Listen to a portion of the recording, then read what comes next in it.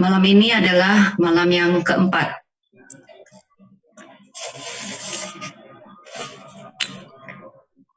Sakti semua timu着，我必不这一切远方。他向我投让我在青草地上，领我在可爱的水边。Bahasa Indonesianya, Tuhanlah gembala aku, takkan kekurangan aku.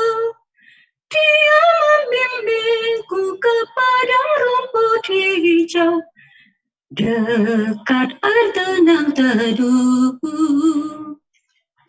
Iya, Bapak Ibu Saudara-saudari, itu kutipan lagu dari ciptaan Pak Bonar Gultom atau Gurgat. Iya, tema kita malam ini adalah Akulah Gembala yang Baik. Pelayan firman kita malam ini adalah Pendeta Jimmy Santoso dari GKI Surya Utama. Kita akan segera memulai persekutuan doa Prapentakosta kita. Mari kita berdoa Bapak Ibu, kita siapkan hati. Bapak Surgawi, kami bersyukur Engkau memberi kami kesempatan untuk boleh datang kepada Engkau kapan saja. Kami juga bersyukur ya Bapak, malam ini kembali Engkau izinkan kami untuk ikut di persekutuan doa Prapentakosta malam keempat ini. Kami yang ada di Zoom ini sudah siap untuk bersekutu dalam doa dan untuk mendengarkan firman-Mu nantinya yang akan dijelaskan oleh Pendeta Jimmy Santoso. Biarlah Engkau yang menguasai segala keberadaan kami dan segala ruangan yang ada di Zoom ini. Biarlah Engkau berkenan menganugerahkan koneksi internet yang baik. Tolong kami semua ya Bapa, khususnya Mpok Su Jimmy Santoso yang nanti akan menjelaskan firman-Mu. Biarlah dengan pertolongan Roh Kudus dia bisa menjelaskan dengan benar, baik, sesuai kehendak-Mu. Boleh kami mengerti, pahami, dan serta mampu kami lakukan juga. Tuhan juga tolonglah anak-anak-Mu yang lain yang akan melayani juga, baik pemimpin doa kelompok, host, co-host, maupun semua yang hadir. Tolong kami supaya kami benar-benar menikmati dan bersuka cita di dalam persekutuan doa ini. Terima kasih Bapak Surgawi, kami serahkan semuanya ke dalam tangan-Mu. Di dalam nama Tuhan Yesus kami berdoa. Amin. Ya, Bapak Ibu, kita akan bernyanyi bersama, tentunya dengan mikrofonnya di mute ya. Kita dengarkan nyanyian dari Saudari Lita dan Saudari Sorta, Gembala Baik Bersuling, nan merdu melalui rekaman.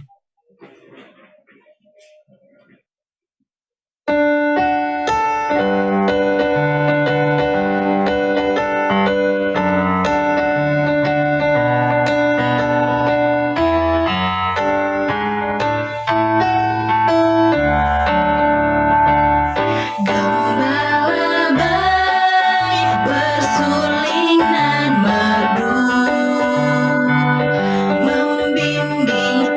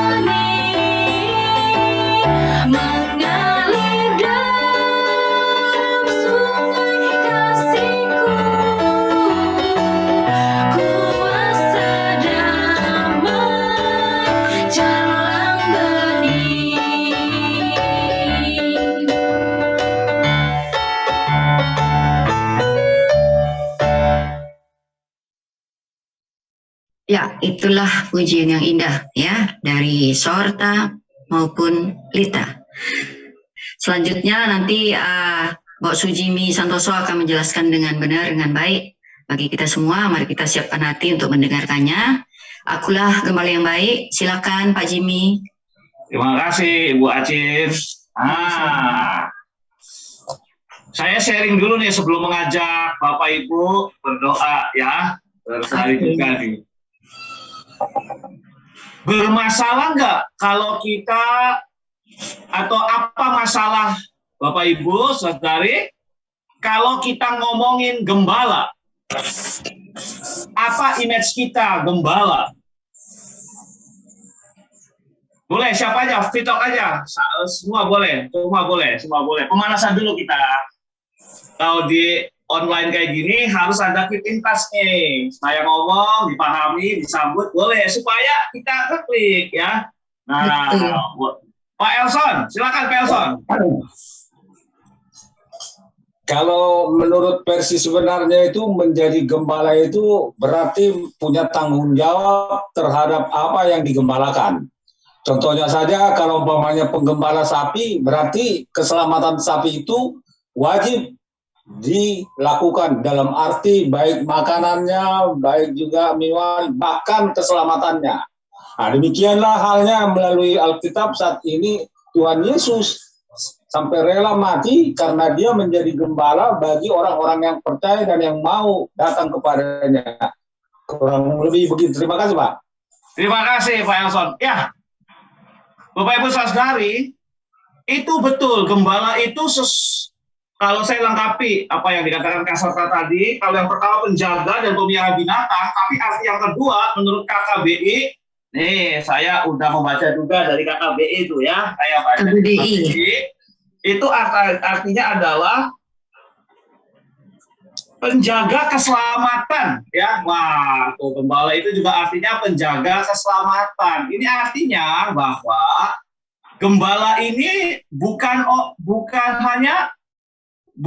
hanya sebuah tempelan. Ini kita sedang membaca Injil Yohanes yang di belakangnya sebuah pengharapan mesianik. Injil yang sangat erat akan pengharapan mesianik bahwa datanglah Tuhan. Nah, gembala itu figur yang memang disepelekan, tetapi gembala juga itu menjadi figur teladan. Untuk itu, yuk kita berdoa dulu. Karena ini nggak main-main nih kalau kita ngomongin gembala. Ayo, kita berdoa. Tuhan, malam hari ini kami bersama-sama sebagai tubuh Kristus di Jemaat GKI Pakis Raya, yang adalah domba-domba yang digembalakan oleh Kristus sendiri melalui jemaat Tuhan di tempat ini.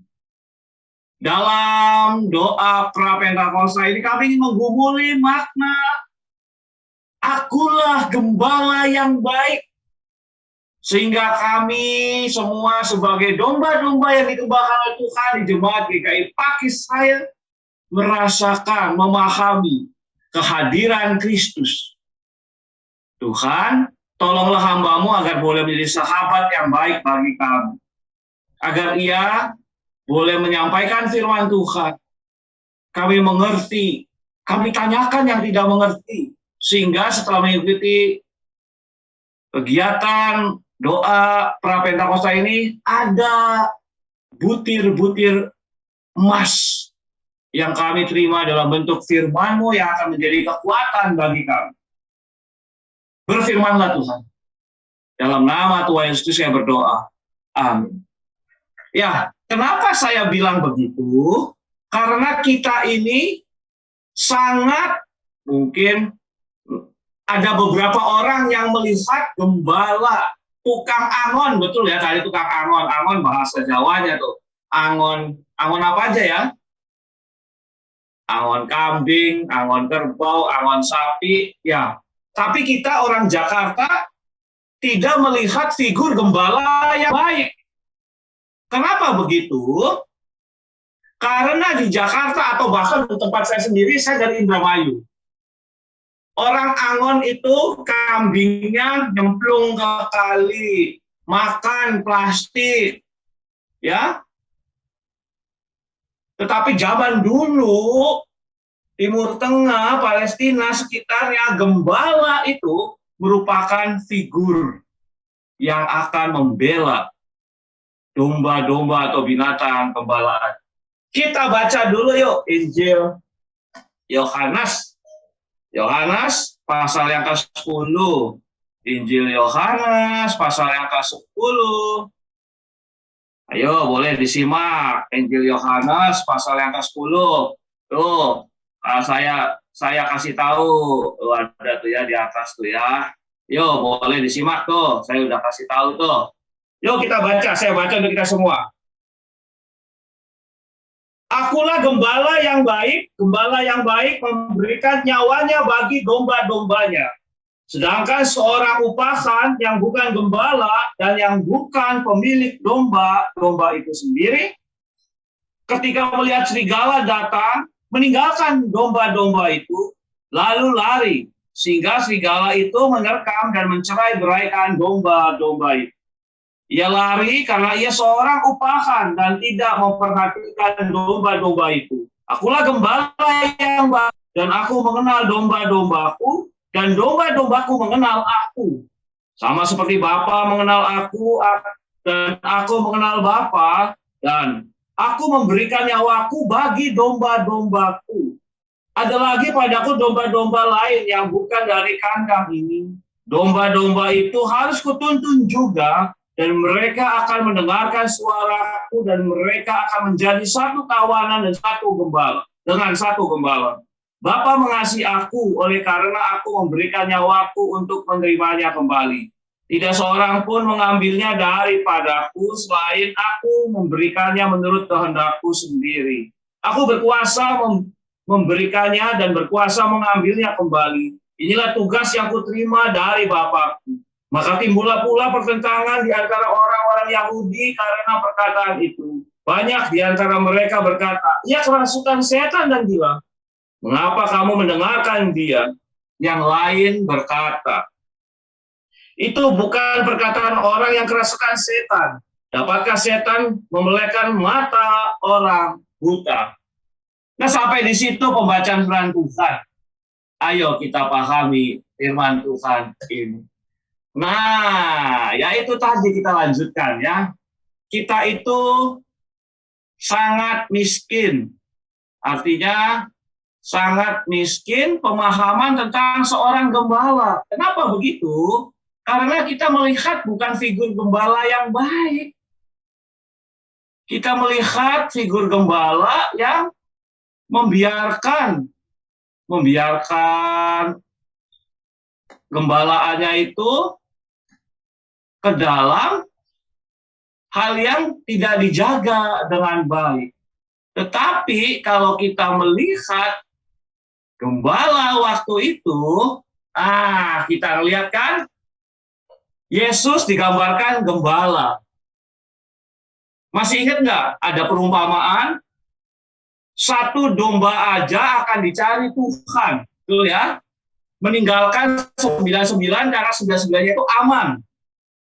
Tapi gembala akan datang, akan mencari domba itu sampai ketemu. Nah, kalau kita sedang memahami akulah gembala yang baik, mari konsep kita itu gunakan pemahaman gembala di zaman itu, bukan di zaman sekarang. Kalau kita melihat gembala zaman sekarang, dombanya makan rumput yang udah kering, dibiarkan. Dombanya makan plastik ciki, dibiarkan. Dombanya makan apa lagi ya? Makan bangkai, airnya keruh. Tapi gembala waktu itu adalah gembala yang akan memberikan rumput yang segar, air yang jernih, sehingga domba-domba itu akan mendapatkan pemeliharaan. Nah, maka yuk di hari ini ingat konsep gembala zaman itu, zaman Palestina, zaman yang Gembala itu menjadi sebuah figur teladan, figur yang akan membela domba-dombanya. Ketika Yesus menyatakan diri sebagai gembala yang baik, maka Yesus ingin menyatakan kualitas dirinya bagi umatnya. Nah, ini penting, Bapak Ibu saudara. Ketika Yesus mengatakan, akulah gembala yang baik. Zaman itu gembala itu tinggal sama domba-dombanya. Dia satu aja belum datang tahu. Domba di sini itu domba yang bulunya itu tebal. Nah, katanya sih, menurut referensi yang saya baca, domba itu mengeluarkan bau khas. Nah, seorang gembala tahu tuh bau domba-dombanya itu. Begitupun domba itu tahu bau gembalaannya. Maka domba ini mengenal, gembala ini mengenal domba-dombanya. Tapi hal yang pertama yang akan diingat para domba-domba itu adalah bahwa gembala akan memberikan nyawa bagi domba-dombanya. Zaman sekarang kan nggak ada binatang buas. Dombanya itu, kandangnya itu ada di pinggir rumahnya, sebelah rumahnya. Ya, kalaupun di ladang atau di kebunnya, kalau Bapak Ibu pernah jalan-jalan ke desa itu ya, selalu ada tempat yang baik. Nggak semak belukar. Tapi zaman itu, kandangnya itu, tempatnya itu, cuman ada di sekitar ladang. Dibatasi oleh ya batu-batuan. Yang penting si domba itu, karena kumpulan domba itu tidak tercerai-berai. Nah, maka gembala itu tidurnya di pintu masuk, di jalur masuk ke kandang itu, ke tempatnya itu. Nah, kalau satu nggak datang tuh ya, akan dicari. Tapi kalau ada orang upahan juga, yaitu mereka yang hanya mementingkan mendapatkan bayaran dari Tuhan yang angkat dia menjadi gembala. Nggak peduli pada domba-dombanya. Sedangkan seorang upahan yang bukan gembala, jadi zaman dulu ada nih. Ya mungkin gembala yang baiknya, gembala yang tanggung jawabnya, entah ada kesibukan apa, jadi tidak bisa menjaga nih domba-dombanya, diganti penjaga yang biasa itu ya, diganti penjaga yang dibayar upahan itu per hari. Dan orang upahan biasanya asal membiarkan para gembala itu enggak mengenal dombanya, hilang juga dibiarin aja. Nah, Bapak Ibu yang diberkati Tuhan, saudara, kalau Yesus menyatakan diri sebagai gembala yang baik, dia ingin menyatakan identitas, kualitas dirinya sebagai gembala yang akan memberikan nyawanya bagi domba-domba. Nanti kita akan bicarakan aplikasinya apa. Dan yang kedua, ia mengenal domba-dombanya. Ini juga ada aplikasinya. Nah, dua hal ini nih kalau kita ingin melihat gembala yang baik itu, di dalam diri Yesus, ia mempunyai kualitas yang akan mengorbankan dirinya, menyerahkan nyawanya bagi domba-dombanya. Lalu ia yang kedua, ia mengenal domba-dombanya satu per satu. Nah, dari dua figur ini, akan kita melihat bahwa kontradiksi dibandingkan dengan saat itu ya. Yesus ingin memperhatikan bahwa umatnya, orang pemercayanya, pengikut Kristus itu, ia tidak dipelihara dengan baik oleh raja waktu itu, oleh pemimpin agama ya, orang-orang ahli Taurat, orang-orang Farisi. Umat tidak dipelihara dengan baik. Nah, kalau kita lihat kan bagaimana struktur Injil Yohanes ini kan, bahwa Yesus menyatakan dirinya sebagai Mesias. orang buta. Ya sebelumnya ada apa itu, ada kejadian Yesus menyembuhkan orang buta. Ini kan sebuah kenyataan bahwa kalau Yesus menyembuhkan orang buta ini berarti tidak adalah Mesias, orang yang dijanjikan, tetapi waktu itu tidak dipercaya. Akhirnya Yesus ditolak oleh orang-orang Yahudi. Nah, itu keadaan saat itu. Kenapa Yesus menyatakan dirinya sebagai gembala yang baik? Lalu yang kedua, ada figur yang dipercaya sebagai gembala itu tadi tidak melakukan tugasnya, ahli Taurat, Farisi, yang harusnya menjaga keutuhan umat, menjaga pemahaman iman umat, menjaga adat istiadat ibadah umat. Mereka berlaku seperti perampok, mereka berlaku seperti pencuri. Keselamatan umat terancam, baik secara spiritual maupun jasmani. Tidak diberi asupan makanan, rohani dan jasmani dengan baik. Nah, ini sangat menyedihkan keadaan saat itu. Maka Yesus menggambarkan dirinya sebagai gembala yang baik. Nah, akhirnya ketika Yesus menyatakan dia sebagai gembala yang baik, Yesus ingin bahwa dia dikenal oleh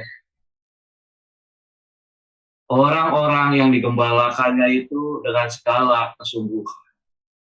Nah, bagaimana dengan kita saat ini, Bapak Ibu? Akulah gembala yang baik. Coba, boleh 1-2 sharing dulu aja. Bagaimana merasakan penggembalaan tadi itu ya, penjagaan, diselamatkan, diberikan makanan, diberikan segala kebutuhan-kebutuhan kita. Ada nggak yang mau sharing? Bagaimana situasi saat ini menggambarkan Yesus sebagai gembala yang baik itu? Boleh? Kalau ada yang mau sharing? Pernah nggak punya pengalaman merasa dipelihara, dibawa ke air yang sejuk, diberikan segala kebutuhan jasmani dan rohani yang baik oleh Tuhan itu? Boleh sharing dulu 1-2. Sebelum nanti kita boleh tanya jawab nanti. Sharing dulu sekarang, sharing. Ungkapan perasaan Bapak Ibu tentang metafor, tentang penggambaran Yesus adalah gembala yang baik. Ada intas nggak? Ada betul-betul merasakan penggambalaan yang baik nggak itu dengan Yesus sebagai figur gembala itu? Boleh, ceritakan pengalamanmu. Ceritakan pengalaman kita semua. Ayo, Bapak Ibu, boleh. Ya, saya mau sharing. Sharing dulu, sharing, betul. Ayo. Ya, saya sharing ya Pak ya. Silakan Bu Ade. Ya, selama pandemi, ya kayaknya bukan kami aja ya, orang lain juga merasakan ada masalah ini dan itu. Kalau saya rasakan itu ya semenjak dari ini ya, dari putra sulung kami hendak menikah. Nah, ini tahu masalah dari pertama anak kami mau menikah itu, satu pas dengan masa pandemi, kan nggak boleh rame-rame. Kedua, rencananya waktu itu gereja kami akan direnov. Jadi bingung mau di gereja mana ya. Nah, dan itu semua dari pertama mau cari gereja lah, mau menentukan hari lah, mau menentukan berapa orang yang ikutin protokol kesehatan. Puji Tuhan, semua terlampaui. Semua bisa kami lewati dengan pertolongan Tuhan. Udah itu, ya udah anak kami menikah. Ada lagi masalah. Menantu kami hamil, tapi Tuhan belum mengizinkan kami mendapatkan cucu. Menantu kami keguguran. Nah, itu pun bisa kami lewati dengan aman, dengan baik. Itu bagi kami juga pertolongan Tuhan. Udah itu, ya nggak lama lagi ya menantu kami hamil lagi kan ya, puji Tuhan, dikasih lagi. Nah, itu juga ada masalah karena dia masih bed rest. Ya begitu kami jalani lagi, Tuhan kasih kekuatan, kasih pertolongan. Udah itu, nah satu lagi ini bagi kami, suami saya didiagnosa dan menderita kanker prostat. Nah, udah itu udah stadium 4. Ya terus terang kami yang jarang sakit ini shock ya Pak ya. Tapi puji Tuhan kami shock, kami down itu berdua itu ya 2 hari. 2 hari kami shock. Sedih, kayaknya nggak bisa terima. Tapi ya udah, kami berserah kepada Tuhan. Kami memohon kekuatan Tuhan, bimbingan dan pertolongan Tuhan, dan puji Tuhan semenjak itu kami dikuatkan. Kami terima apa adanya sambil tetap yaitu berupaya untuk berobat. Dan puji Tuhan, waktu pertama itu dia punya itu Pak, PSA-nya itu 45,86. Itu sangat tinggi. Rujukan PSA itu yang normal itu 0 sampai 4. Suami aku 45,86. Wah, itu sangat tinggi. Ya udah. Setelah 3 bulan makan singkong, minum obat, dan disuntik, disuruh cek lagi. Dan itu ajaib kalau menurut kami ya. Hasil PSA-nya sekarang Pak 0,58 kalau aku nggak salah. Jadi dari 45,86 jadi 0,5 sekian gitu. Nah itu bagi kami itu anugerah Tuhan. Sewaktu belum terima hasilnya itu kami juga udah menyiapkan mental. Ya semoga nggak naik, harapan kami ya PSA-nya nggak naik. Dan kalaupun naik ya udah kita terima dengan lapang dada ya. Aku ngomong ke suamiku. Suamiku sekarang masih lagi belajar ini, Pak Jimmy lagi ikut katekisasi. Nah jadi Mami seharusnya dia ikut ini, tapi dia lagi itu besok aja baru aku aja dia ikut PD. Ya itu hasilnya. Jadi kami rasakan Tuhan itu nggak pernah meninggalkan kami, Tuhan selalu menolong. Di dalam semua kondisi itu Tuhan tetap memberi semangat kepada suami untuk ya satu mau katekisasi, kedua berobat, minum obat, dan melakukan hal-hal positif lainnya. Dia nggak menunjukkan kesedihannya, walaupun kadang ada efek dari suntikan Joladex ini ya, kepala agak sakit, dan banyak lagi efek lain sebenarnya. Tapi puji Tuhan, Tuhan memberikan dia kekuatan, memberikan dia semangat. Jadi kami yang sehat ini juga kami nggak boleh sedih, kami juga nggak boleh down. Nah itu bagi kami itu, semua itu pertolongan Tuhan yang nyata bagi kami. Ya, itu Pak sharing aku. Terima kasih. Terima kasih Bu Ajit. Nah, Bapak Ibu, saudara yang berkait Tuhan, tadi kita mendengarkan sharing dari Bu Ajit. Dalam segala pergumulan ya, anaknya, menantunya Bu ya tadi ya. Menantu. Suaminya yang sakit, tentu berdoa dong Bu, pengen Pasti, sembuh, iya. berharap. Waktu ada ancaman keguguran, itu gak berdoa juga ya, pengen bisa diselamatkan gitu ya. Pasti lah, selalu. Nah, artinya apa? Bahwa Tuhan mengenal dombanya. Ia memahami keadaan dombanya itu. Dari kualitas yang kedua dari seorang gembala yang baik ini ya, mendengarkan, memahami. Nah, maka tadi ya sharing ini pengalaman iman bahwa orang kalau nggak mengenal gembalanya, doa-doanya itu juga seakan-akan seperti angin yang lewat. Artinya gini, doa saya didengerin nggak ya? Pergumulan tahu nggak ya? Nah, makanya ketika kita merasakan figur Yesus sebagai gembala yang baik, jangan pernah ragu untuk mengungkapkan apapun keinginan, pergumulan dalam doa-doa kita. Ia mengetahui keadaan kita. Ya kadang-kadang apa yang didoakan tidak seperti yang kita harapkan, yakinlah juga bahwa itu yang terbaik. Biasanya kita kalau berdoa, kita doa kemauan kita, bukan kebutuhan kita. Mau itu kan masalah mata, masalah keinginan. Tapi kalau kebutuhan itu apa yang baik buat kita. Nah, tadi sharing dari Bu Acin ini memperhatikan bahwa apapun pergumulan kita, Tuhan tahu memberikan jawabnya itu dengan baik. Karena apa? Sebagai figur gembala tuh tahu mengenal domba-dombanya. Gembala itu mempunyai beberapa alat-alat. Yang pertama itu tongkat. Tongkat itu ya kalau kita melihat pas Natalan itu ya, bahwa tongkat yang ujungnya ada pengaitnya itu. Nah itu untuk menjaga, menarik leher domba-domba yang nakal. Ditarik bukannya untuk dihajar, tetapi untuk diarahkan ke jalan yang baik. Nah, ketika doa-doa kita belum dijawab, atau dijawabnya dia seperti yang kita harapkan, ingat, Tuhan mengenal kita.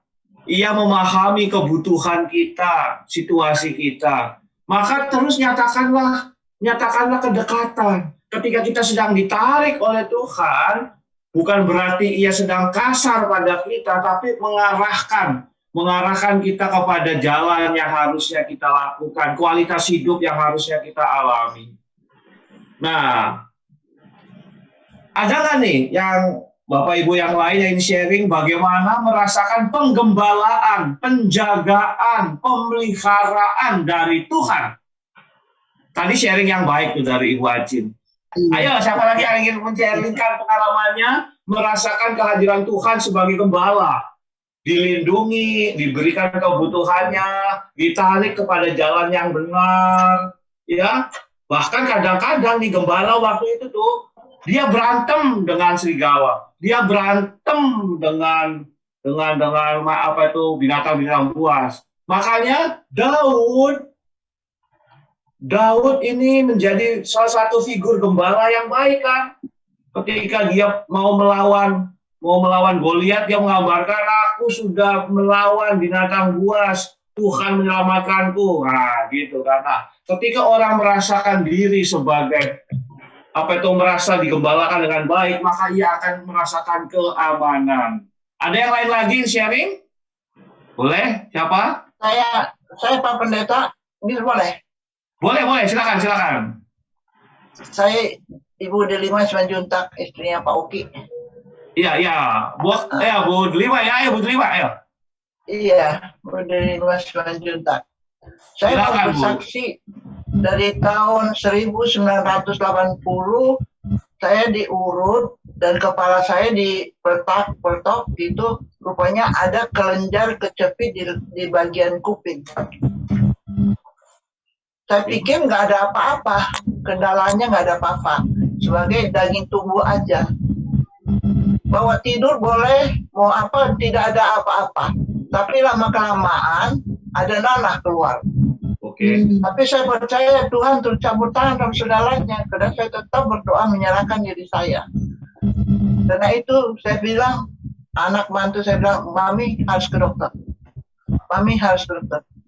Bawalah ke dokter Siloam. Sana dibilang kalau operasi ini mesti tambah daging dari paha, dari mana kata nggak ngerti lah, saya nggak ngerti.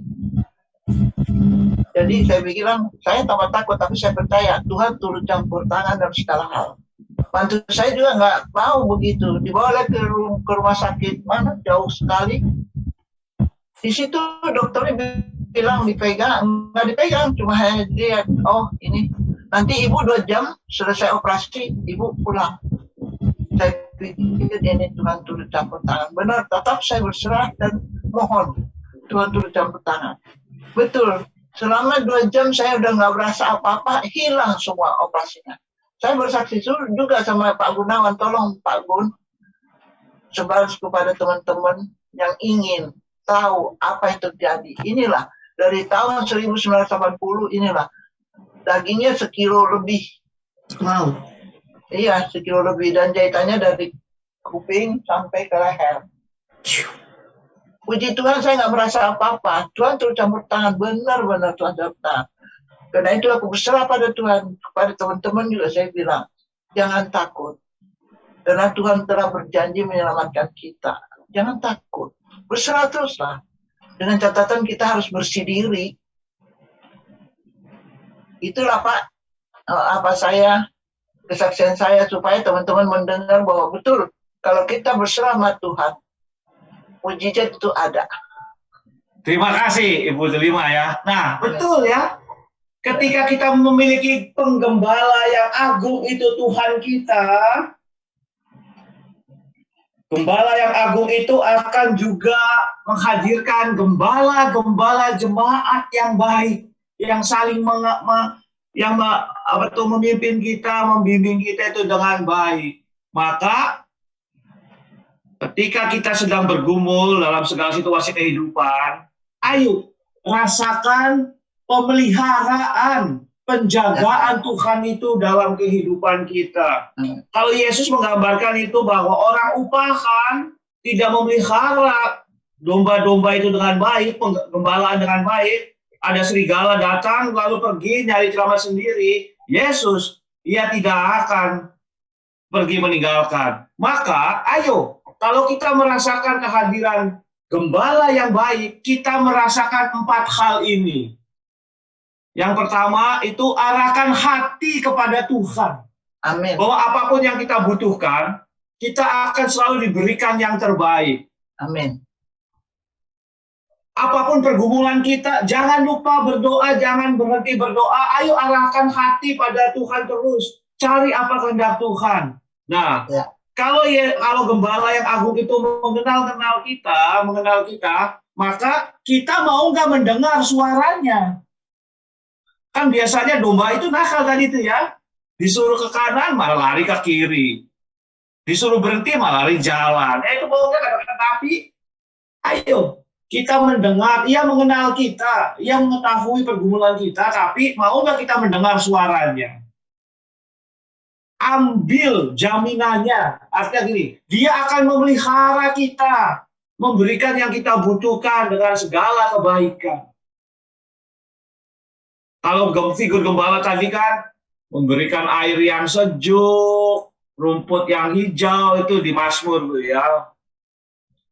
Ditawari juga ada itu. Lalu hal yang keempat, sudah kalau kita punya gembala yang agung, yang baik itu, respon kita apa? Ya nikmati hidup penuh kelimpahan. Penjagaan kebutuhan-kebutuhan kita. Pak Pendeta, ngomong sih gampang. Kalau kita lagi butuh, kalau kita lagi sakit, bagaimana rasanya? Tahu. Nah, justru disitulah. Nah, aman dalam pimpinan Tuhan. Kenapa saya gunakan kata aman?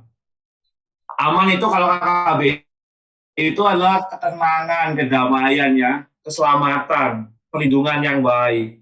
Tapi aman dalam bahasa Ibrani itu artinya iman.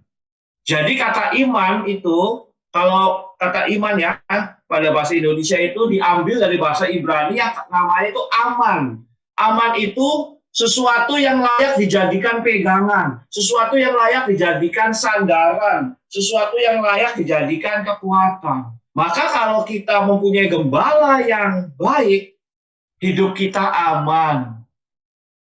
Lihat penggambaran Yesus yang lain. 99 yang aman ditaruh, tetap ditinggalkan itu di kandang. Lalu iri, ya jangan iri. Ngapain tuh Tuhan Yesus 99 ditinggalin? Udahlah satu mah ditinggalin aja lah. Justru di situ. Jangan pernah merasa terpuruk. Karena satu domba aja dicari oleh Tuhan. Apalagi kita. Pergumulan yang berat, situasi yang berat, ayo arahkan hati pada Tuhan. Cari kehendaknya. Dengar suaranya. Lalu kalau kita dengar suaranya, ambil jaminan keselamatan sebagai umatnya. Ia tidak akan meninggalkan kita sendirian kok. Ia selalu menyertai kita. Kalau pakai metafora gembala yang baik, gembala waktu itu tidur sama kita. Artinya menjaga kita, melindungi kita di muka pintu, masuk kandang itu, masuk tempat domba-dombanya itu. Apalagi yang kurang. Nah, Pak Ibu, saudara Tuhan, kalau akulah gembala yang baik, udah. Doalah, biarkan kita merasakan ketenangan dalam Tuhan. Nah, Bapak Ibu, dari keempat langkah mengaplikasikan hidup dalam penggembalaan Tuhan, 1, 2, 3, AMAN. Aman. Hal yang keberapa yang susah kita alami, yang susah kita wujudkan. Tadi ya, Ibu Oki, Ibu Delima, Ibu Acin, mereka akan selalu mengarahkan hati pada Tuhan tuh ya, Bu, dalam segala pergumulannya ya, Ibu Delima ya. Dan ingatlah, kita juga didorong untuk selalu mengarahkan hati pada gembala kita loh tiap minggu. Nih ya, refleks dijawab nih, semua boleh unmute nih ya, jawab saya nih. Ini kan janji kita tiap minggu nih. Arahkanlah hatimu pada Tuhan. Kami mengarahkan hati kami pada Tuhan. Itu dia. Kita semua itu diundang untuk selalu mengarahkan hati kepada Gembala Agung kita. Sudahkah kita mencari kehendaknya, mendengar suaranya? Nah, mendengar suaranya ini artinya metafora juga, bukan berarti kita dia seorang bisik-bisikin. Tapi mendengar suara itu tahu kehendaknya. Ketika kita sakit, apa yang kita lakukan? Ketika kita sedang bergumul, apa yang harus kita lakukan? Dan ayo ambil jaminan hidup dalam pemeliharaan Tuhan. Dan nikmati segala kebaikan-kebaikan Tuhan itu. Nah, sampai di sini, Bapak Ibu, Natali, semuanya, Bapak Ibu ya, ada nggak yang mau tanya? Nggak bisa Pak Jimmy, enak aja Pak Jimmy ngomong hati kepada Tuhan, nggak bisa. Oh boleh, ayo silakan, tanyalah, sharingkan juga apa itu pengalaman Bapak Ibu merasa hidup digembalakan oleh Tuhan. Silakan kalau ada yang mau sharing, ayo mau bertanya juga boleh. Pak Jimmy. Ya, mari Bu. Saya cuman yang aman yang N itu yang N. N, nikmati pemeliharaan. Ya, itu maksudnya biar nggak bingung. Itu dalam kelimpahan yang bagaimana, Pak? Nah, ini pertanyaan baik. Kalau kita ngomong kelimpahan, pengennya kelimpahan apa? Ya, sebagai manusia mah nggak bisa pengen melimpah semuanya. Ya, nggak salah Bu, nggak salah. Nggak ada yang salah punya harapan melimpahi segala kekayaan, kesehatan. Tapi kelimpahan itu artinya bagaimana kita merasa hidup dalam pemeliharaan. Kita merasakan sukacita dari Tuhan bahwa Ia tahu sukacita kelimpahan berkat-berkat Tuhan itu artinya bukan dalam arti materi dan cuma hal-hal yang baik-baik saja, tetapi hidup dalam kelimpahan artinya hidup dalam kecukupan pemeliharaan Tuhan. Kelimpahan berkat-berkat itu bukan cuma berkat-berkat materi. Nah, coba sekarang nih, hubungan suami istri yang baik, kelimpahan kan nih buat pasangan Pak Sutri yang ada sekarang nih. Iya, kelimpahan. Iya, kelimpahan. Hubungan menantu mertua yang baik, kelimpahan nggak? Iya. Artinya diberkati dengan segala yang baik, melimpah. Berlimpah sukacita di hatiku. Coba lanjutkan nih, siapa nih yang bisa senandungnya nih beberapa sejarah coba. Berlimpah sukacita di hatiku. Mana? Di hatiku berlimpah sukacita di hatiku. Tetap di hatiku, aku bersyukur. Lagi. Bersukacita, kasih diam di dalamku. Ya, cukup. Kasih Tuhan diam di dalamku. Iya. Tuhan memelihara aku, Ia mencintai aku. Maka berlimpah sukacita. Makan dapat sedikit. Ya, sudah. Maksudnya, pekerjaan kita mungkin ada permasalahan yang masa pandemi ini kan semua terhantam ya, Bapak Ibu ya. Semua kalangan kok, baik pemilik modal maupun pekerja, siapapun kena dampaknya. Gereja juga kena dampaknya. Tapi masih gak kita merasakan kelimpahan dalam Tuhan itu, bahwa Tuhan memelihara kita senantiasa. Maka kita akan selalu bersyukur. Melimpah itu bukan hanya sekedar materi, tapi sukacita. Pemeliharaan Tuhan itu hadir dalam hidup kita. Nikmati pemeliharaan Tuhan, hidup dalam kelimpahan. Itu Ibu Ika. Iya, makasih Pak Jimmy. Kelimpahan. Soalnya kalau nggak bertanya takutnya ada salah persepsi. Iya, makasih dengan Bu. materi. Itu harus bertanya dong. Jadi minta penegasan aja dari Pak Jimmy gitu. Iya, makasih. Makasih Ika. Pak Jimmy. Ayo, Iya. Bapak Ibu yang lainnya silakan bertanya. Lama nih nggak mendengar suara Ibu Mika nih. Ibu Mika atau Pak Sis juga boleh tanya. Ada chat ya, mungkin pertanyaan bentar ya. Saya mau sharing sedikit ya. Oh. Gimana Bu? Ayo silakan.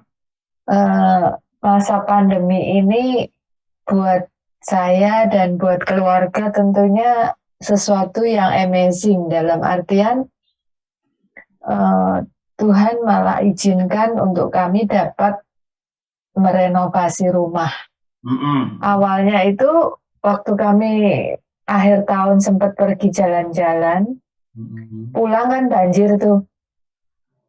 Banjir. Memang sebelumnya kami sekeluarga sempat, Pak Sis Pak mewacana gini ya, kita ini udah kenyang kebanjiran rumah. Ya.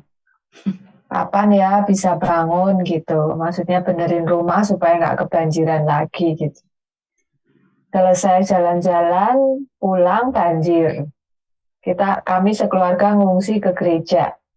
Pulang dari gereja, beres-beres, tiba-tiba menjelang malam, kami mau istirahat, kedengeranlah ada yang jatuh gitu dari atas. Terus ternyata ada yang lepas gitu. Di bagian atas itu ada semacam kayu gitu yang lepas. Akhirnya Pak Sis bilang gini, udah yuk kita mulai gitu. Kita mulai deh merancang untuk benerin rumah gitu. Mulai berhitung gitu ya. Ya terus saya bilang ya kita tetap berdoa gitu. Berdoa. Akhirnya singkat cerita kami memberanikan diri untuk kami membetulkan rumah, membangun rumah untuk lebih nyaman, nggak kena banjir gitu ya.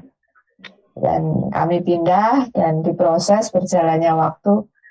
Sungguh luar biasa penyertaan Tuhan. Dan saat kontraktornya mulai mengerjakan itu, dia mengatakan bahwa, Ci, satu keputusan yang sangat tepat. Karena kalau enggak, itu bisa ambruk ini rumah gitu. Wah, kami bersyukur sekali bahwa bukan untuk kemegahan diri, tapi oleh rasa syukur yang luar biasa yang kami boleh rasakan di saat pandemi ini. Dan selanjutnya pun sampai hari ini Tuhan terus memelihara hidup keluarga kami. Dan saya pribadi merasakan bahwa kami berempat, anak kami 2 ya, kami berempat itu bisa lebih merasa kompak, baik dalam pelayanan maupun dalam saling memberikan, maksudnya saling ya memahami sifat satu sama lain gitu. Ya. Seperti itu Pak Jimmy. Ya, itu kan. Terima kasih. Betul Bu Mika ya. Siapa yang kan Ibu Mika pasti nggak akan ngecekin tulang rusuk, atap rumah terus kan ya. Nah, iya. Ini menjadi sebuah bukti bahwa ketika kita selalu mengarahkan hati pada Tuhan, itu Tuhan akan memberikan dengan berbagai macam cara apa yang baik untuk kita. Maka jangan takut nih ketika kita sedang bergumul. Ketika orang lain pun nggak paham apa yang kita sedang gumuli, apa yang sedang kita takuti, yakinlah bahwa Gembala Agung kita akan selalu memahami apa yang kita butuhkan. Nah, merasa aman dalam pemeliharaan Tuhan itu ada sesuatu yang akan mendatangkan sukacita, kelimpahan dalam arti penjagaan Tuhan. Nah, maka Bapak Ibu, ketika kita merasakan Tuhan sebagai gembala yang baik, pertama, jangan lupa bersyukur. Lalu teruslah lanjutkan kehidupanmu dan nantikan sukacita yang penuh itu. Nah, kita akan masuk ke doa ya, doa kelompok ya, Ibu Acin ya. Iya, betul. Nah, tolong apa itu, kalau ada gimana entah polanya, nanti boleh saya masuk salah satu kelompok juga. Saya mengarahkan gini, dari keempat ini mana yang paling susah untuk diwujudkan? Doakan itu. Arahkan hati pada Tuhan, mendengarkan suaranya, itu artinya memahami kehendaknya, mengambil keputusan. Lalu apapun keputusan yang kita ambil jaminan keselamatan pemeliharaannya, dan kita bersyukur menikmati kehidupan kita. Nah, mana dari keempat hal itu boleh silakan sharing di antara anggota doa kelompok ini. Mana yang paling berat dan doakan itu. Ya, biarlah firman Tuhan akan selalu menguatkan kita. Amin. Baik, mari Bapak Ibu kita nyanyikan bersama dari KJ 47 bait 1, 2, dan 4, Tuhan Kau Gembala Kami. Lagu ini dinyanyikan oleh Saudara Lita dan Saudari Sarah dengan bentuk rekaman.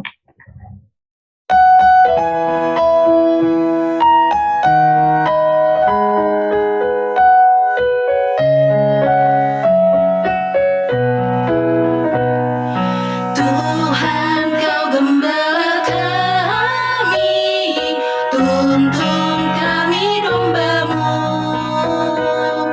berilah kami menikmati hikmat pengorbanan-Mu.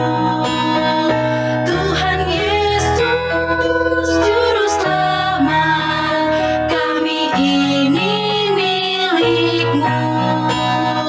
Tuhan Yesus Juru Selamat, kami ini milik-Mu.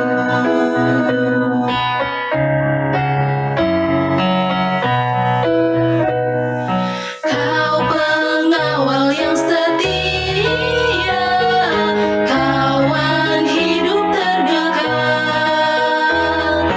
Jauhkan kami dari dosa, panggil pulang yang sesat.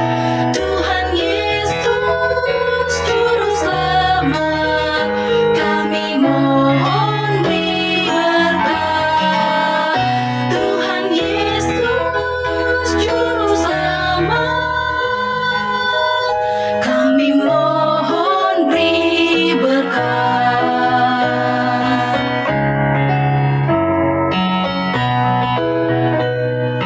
Kehendak-Mu kami cari, ingin turut maksud-Mu. Tuhan isi hati kami dengan kasih-Mu penuh. Tuhan Yesus Juru Selamat, tak terhingga kasih-Mu.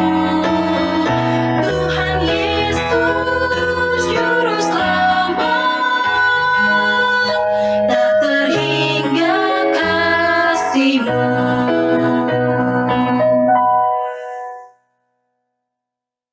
Ya, Bapak Ibu, mari kita terus bersandar terus kepada Yesus Sang Immanuel, Allah beserta kita, dan kita terus berjalan bersama Tuhan di setiap pergumulan kita alami, setiap rasa sukacita, rasa sedih yang kita alami. Mari kita terus beri ruang untuk Tuhan selalu memimpin kita dimanapun kita berada. Silakan Bapak untuk pengutusan dan berkat. Ya, kita berdoa. Bapa di dalam surga, sungguh Tuhan, kadang-kadang kami tidak mengerti cara-Mu mendampingi kami, menolong kami, membimbing kami, memberikan segala yang terbaik. Kadang-kadang kami hanya ingin mengandalkan mata jasmani kami ya Tuhan. Caramu mengembalakan, kami atur sesuai dengan keinginan kami. Tuhan, ampunilah kami ya Tuhan. Biarkanlah kami memulai kehidupan baru, menyerahkan hidup kami dalam penggembalaanmu, pendampinganmu, pimpinan. Sehingga dalam kehidupan rumah tangga, kehidupan bekerja, bergereja, dimanapun kami berada, bahkan dalam situasi yang masih terus pasca pandemi ini Tuhan, kami selalu melihat Engkau besar dalam kehidupan kami. Engkau agung karyamu itu. Maka Bapa di dalam surga, biarlah kami boleh merasakan kekuatan cinta kasih Tuhan. Untuk itu, pimpinlah gereja kami, GKI Pakisraya ini ya Tuhan, untuk boleh menjadi komunitas yang saling meneguhkan. Kami boleh saling mengingatkan bahwa tangan Tuhan tidak pernah kurang panjang. Telinga Tuhan tidak pernah kurang awas untuk mendengarkan kami, dan kasih Tuhan akan selalu menyertai kehidupan kami. Berkati Pak Gunawan, Saputra, agar ia boleh terus menjadi gembala yang baik, penuh sukacita, beserta dengan keluarga, boleh merasakan kehadiran Tuhan, sehingga itu juga memberikan dampak yang baik dalam kehidupan kami berjemaat. Berkatilah para penatua, para pelayan, dan setiap anggota jemaat simpatisan boleh merasakan kekuatan persekutuan yang baik dalam kehadiran Tuhan di jemaat ini. Bapa di dalam Tuhan, kami ingin selalu merasakan penggembalaan. Maka kami ingin mengakhiri persekutuan doa Prapentakostal ini dengan selalu bertekad untuk mengarahkan hati pada Tuhan, untuk selalu siap menjadi saksi Tuhan dimanapun kami berada. Maka di dalam kehidupan kami, nama Tuhan selalu dimuliakan.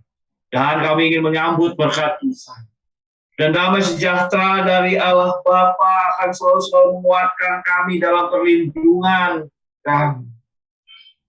Sukacita dari Tuhan Yesus Kristus yang akan selalu menyinari kehidupan kami, dan pimpinan Roh Kudus akan selalu membawa kami ke dalam kehidupan yang penuh pengharapan. Bapa, terima kasih. Mari kita nyanyikan bersama.